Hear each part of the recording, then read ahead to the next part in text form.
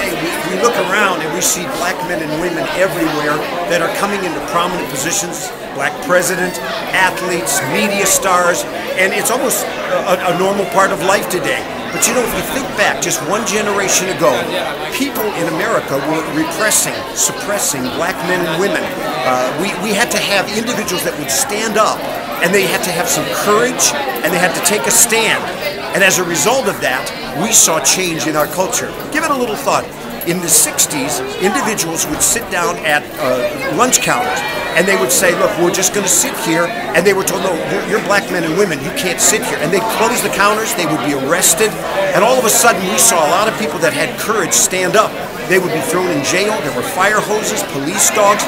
But as a result of courageous people, we saw laws change, civil rights legislation, and to the place today where black men and women are walking in liberty and freedom and moving forward. But it took courageous people. What about the abolition of slavery? Think of Abe Lincoln. Abe Lincoln had to take a clear stand in his day. And John Quincy Adams, when he was just kind of a politician, he said this, he said, you know what? Duty is ours, but he said results are God. And as a result of individuals like that who stood strong, we saw slavery finally abolished. And then how about this today? The sanctity of life and unborn babies.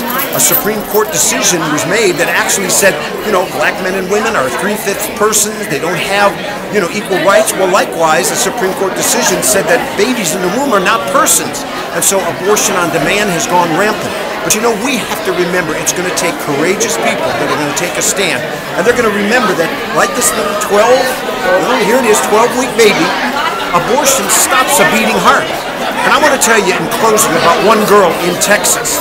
She was the director of Planned Parenthood Clinic for 9 years, Abby Johnson, in Bryan, Texas. And you know what she did? She one day literally was asked to participate in looking at an abortion. She was the director. That wasn't her duties.